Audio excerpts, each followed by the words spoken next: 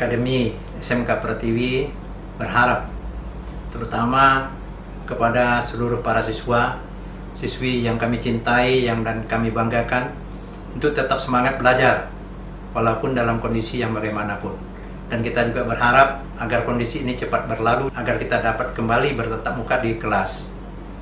Yang kedua, kami juga mengucapkan terima kasih kepada Bapak Ibu Guru ataupun wali murid yang telah mempercayakan kepada kami anak-anaknya untuk belajar di SMK Pratiwi ini. Terima kasih kerjasamanya, terima kasih atas perhatiannya. Indonesia, Singkawang, Kalimantan Barat. Jumpa lagi dengan saya Riri dan kali ini saya sedang berada di SMK Pratiwi yang terletak di daerah Sedau, Singkawang Selatan.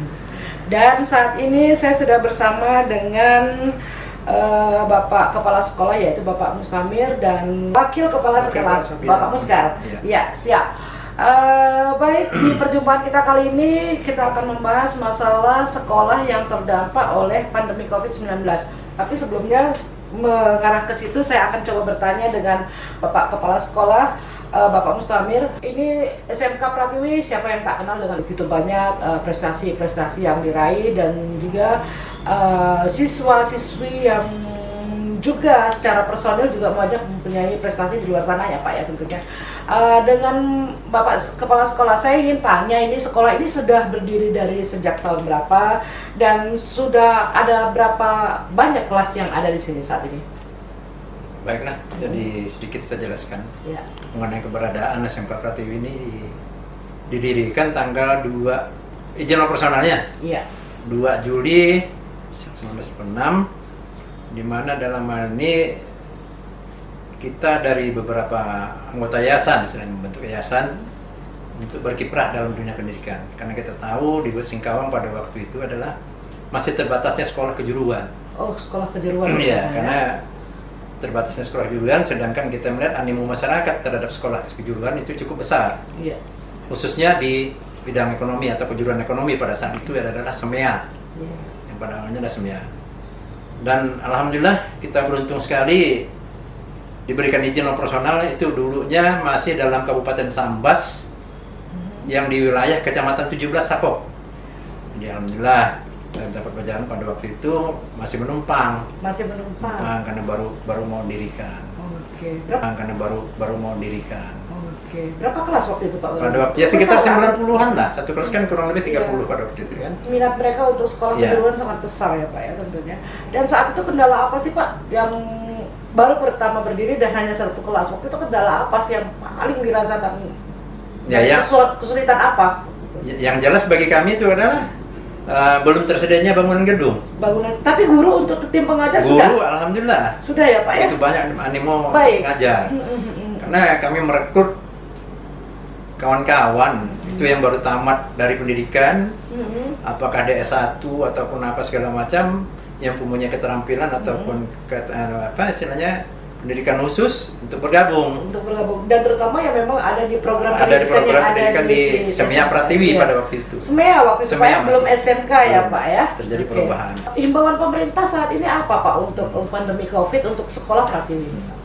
Ya, menyangkut masalah adanya wabah, wabah pandemi ataupun corona COVID-19 ini juga berdampak sih terhadap sekolah. Terutama yang berpengaruh itu adalah mengenai masalah proses belajar mengajar. Proses belajar mengajar, karena kita kan sifatnya proses belajar mengajar itu kan berada dalam kelas. Yang diantaranya satu kelas itu kan berjumlah sekitar 35 siswa. Nah, ini tentu juga harus kita perhatikan.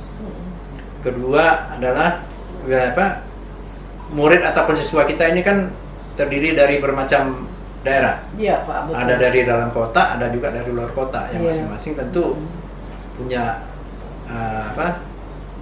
istilahnya mereka harus datang segala macam melalui suatu proses perjalanan segala macam itu kan. Nah, itu juga sangat pengaruh. Nah, yang ketiga yang berkaitan dengan masalah COVID ataupun corona ini adalah mengenai masalah sarana. Terutama bagi kami di SMK Pratiwi sih tidak jadi masalah, karena kita sudah sejak awal menggunakan sistem yang ada di dalam sekolah kita ini kan udah siap dengan online-nya apa segala macam, termasuklah yang atau mengadakan sistem ujian. Sistem ujian. Ujian sistem online kami udah siap. Jadi awal-awal pada waktu pelaksanaan sistem online kita udah siap. Karena kita punya perangkat yang memang disiapkan terlebih dahulu sebelumnya jauh-jauh hari. Nah, jadi kita dari sekolah sih tidak mengalami kesulitan, tapi yang berdampak cukup terasa bagi para siswa. Terutama para siswa yang berada di luar kota, yang jauh dari jangkauan sinyal ataupun yang lainnya segala macam, kan mereka kadang-kadang mengalami Bagaimana kesulitan. itu Pak? Gimana itu caranya menyikapi itu Pak? Kami memberikan jalan keluar bagi mereka, terutama bagi mereka yang di luar kota itu kan berkelompok. Di mana di antara mereka tuh yang dapat sinyal, ya mereka tuh kumpul di situ. Oh begitu ya Pak ya. Jadi pendekatan mereka tidak datang ke sekolah, tapi mereka kumpul jalan. Luar biasa ya Pak. Gigih di mana ada niat pasti ada jalan tentunya buat mereka, dan guru tetap mensupport terus ya Pak ya dari sini ya Pak ya. Baik Pak. Jadi kami usahakan mereka itu tetap dalam mengikuti proses belajar mengajar serta ujian. Ini ujian kemarin bagaimana Pak? Kalau ujian kemarin ya memang dalam tahap awal kita udah melaksanakan. Sudah melaksanakan ya Pak? Sebelum itu bertahap Pak?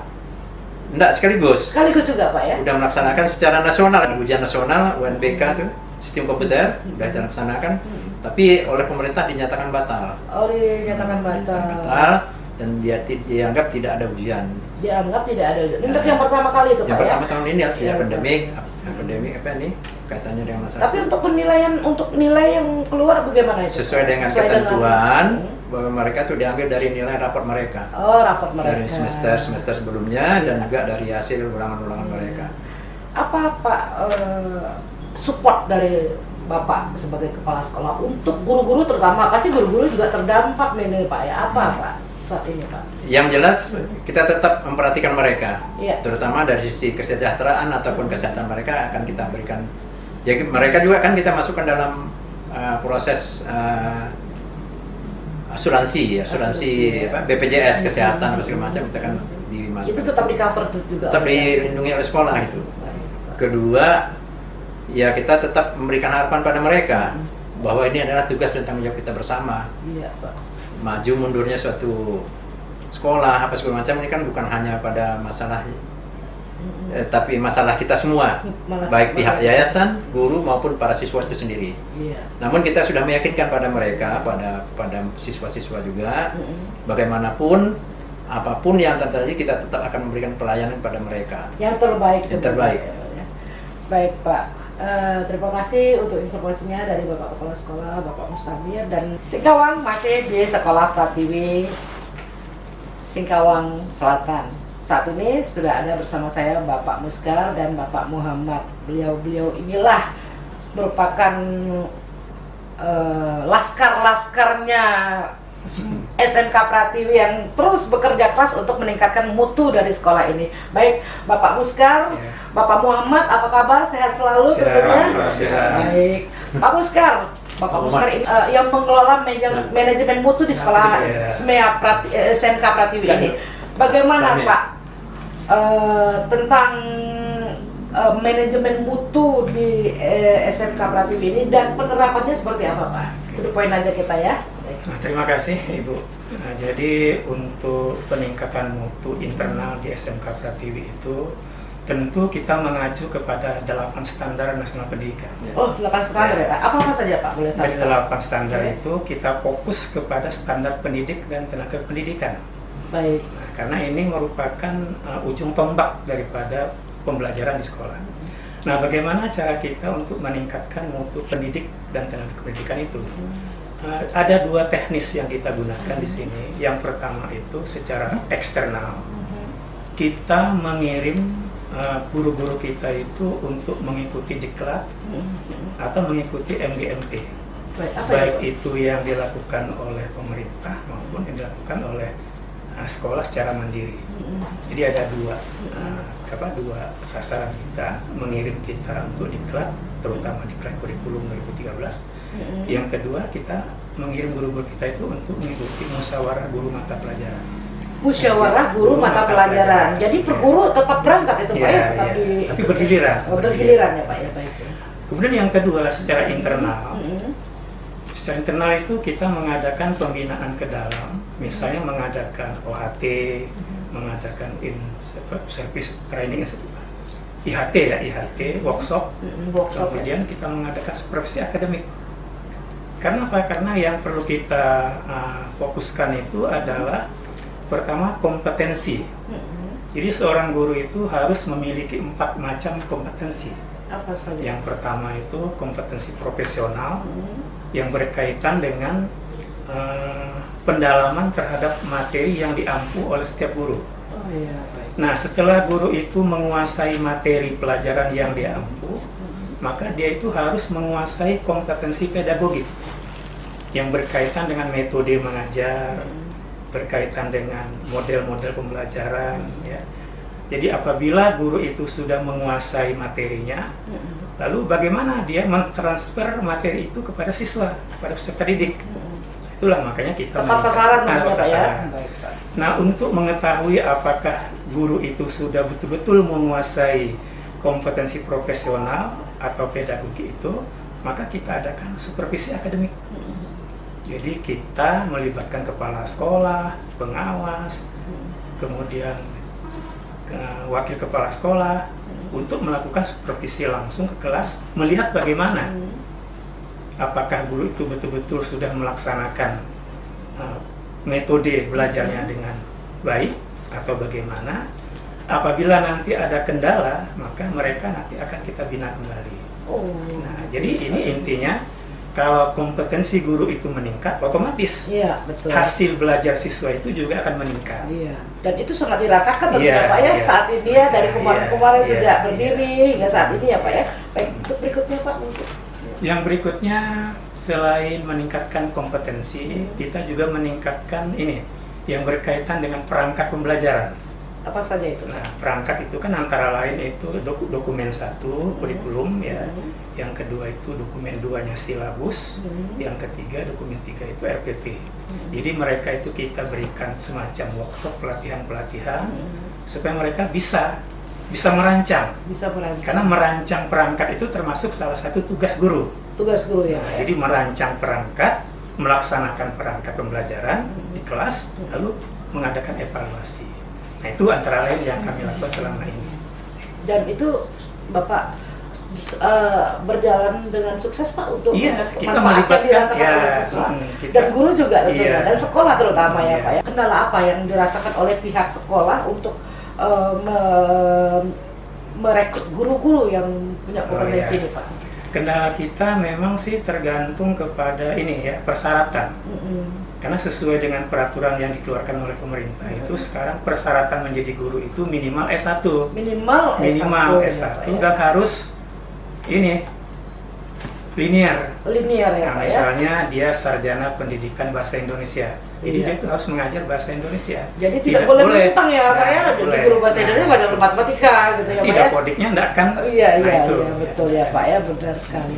Baik, ada lagi Pak yang mungkin ingin disampaikan? Sekiranya cukup ya, itu Ya, saja. baik Pak, Bapak Puskar. Terima kasih, mudah-mudahan info yang Bapak sampaikan juga bisa bermanfaat bagi guru-guru yang ada di sekolah lain dan tentunya yang megang manajemen mutu ya tentunya Pak ya. Baik Pak Muhammad, halo. Iya. Bisa kita ngobrol sebentar Pak Ya, Muhammad bisa. tentang bagaimana kurikulum, terutama kurikulum tentang yang saat ini dijalankan oleh pihak SMK Pratiwi di tengah pandemi COVID-19 ini Pak. Ya, Ya. terima kasih. Yang jelas untuk kurikulum kita tetap mengacu dari kurikulum yang sudah disampaikan oleh Kementerian Pendidikan Nasional. Kemudian untuk kurikulum tersebut ya kita link and match-kan dengan dunia usaha, artinya kita sesuaikan kembali untuk kerjasama ya dengan pihak dunia usaha. Kenapa? Karena dalam hal ini nanti di dalam 3 tahun mereka belajar di SMK Pratiwi, mereka akan diturunkan untuk melaksanakan namanya pendidikan sistem ganda. Apa itu, Pak? Pendidikan sistem ganda artinya mereka belajar di dunia usaha dan dunia industri, yang mana mereka di sana dibina oleh para dunia usaha dan dunia industri, sehingga mereka betul-betul tahu bagaimana pekerjaan yang sebenarnya di lapangan. Nah, sehingga teori yang mereka dapat di sekolah ya terjadi kesinambungan dan kesesuaian dengan di dunia usaha dan dunia industri, sehingga mereka kalau mereka diterima di lapangan pekerjaan, mereka lebih mudah untuk menyesuaikan diri di perusahaan tersebut.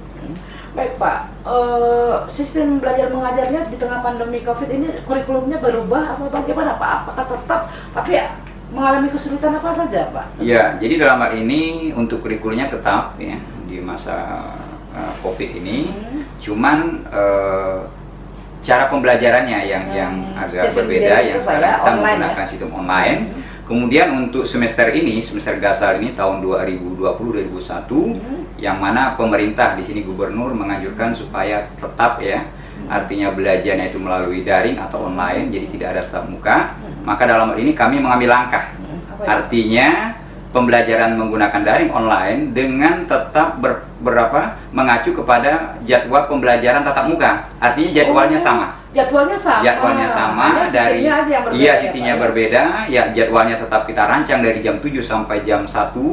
Kemudian untuk dewan guru tetap menyampaikannya di sekolah, tetap hadir, kita absen, kita cek. Kemudian siswanya yang di rumah. Siswanya yang di rumah. Kemudian nanti rencana kita di akhir bulan, 1 bulan sekali, mereka wajib mengumpulkan tugas. Wajib ya? Wajib secara langsung, namun dalam ini akan kita jadwalkan. Jadi tidak semua kelas, tapi kita jadwalkan paling banyak itu 3 kelas setiap hari selama 1 minggu untuk mengumpulkan tugas secara langsung. Secara langsung. Nah, itu tetap diperketat ya Pak? Iya, tetap diperketat. Iya, tetap. Ya, jadi artinya protokol kesehatan tetap kita terapkan begitu. Begitu Pak ya. Iya. Baik Pak, apa saja Pak yang mungkin Bapak ingin sampaikan ke siswa-siswi SMK Pratiwi yang saat ini sedang berada di rumah, mungkin saran atau support untuk mereka saat ini Pak? Silakan. Iya, jadi untuk siswa kita SMK Pratiwi baik di kelas 10, kelas 11 maupun ke 12, baik itu untuk kompetensi kalian akuntansi dan pemasaran, saya berharap ya walaupun ya belajarnya melalui jarak jauh, maka kita berharap penuh supaya tetap bersemangat dalam rangka untuk menimba ilmu di SMK Pratiwi ini dengan kualitas yang tetap terjaga.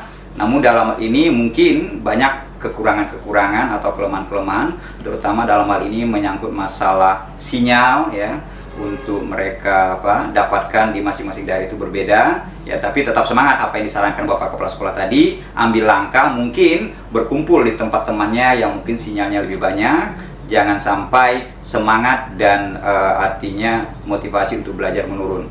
Dalam hal ini alhamdulillah sekolah tetap akan terus yang melaksanakan kewajiban-kewajiban sesuai dengan arahan-arahan, sehingga mereka tidak akan sedikit pun dikurangi masalah hak dan kewajiban mereka. Untuk itu saya berharap tetap menjaga motivasi dan semangatnya dalam rangka untuk meningkatkan kualitas sebagai siswa di SMK Pratiwi ini. Demikian harapan saya. Di mana ada niat, pasti ada jalan. Jadi jangan takut karena pandemi COVID kita tidak bisa sekolah dan tidak bisa belajar. Semua pasti ada solusinya. Demikian bincang-bincang saya dengan para guru di SMK Pratiwi. Tetap semangat dan tetap menjaga kesehatan. Sekian. SMK Pratiwi, maju karena mutu, teratas karena kualitas.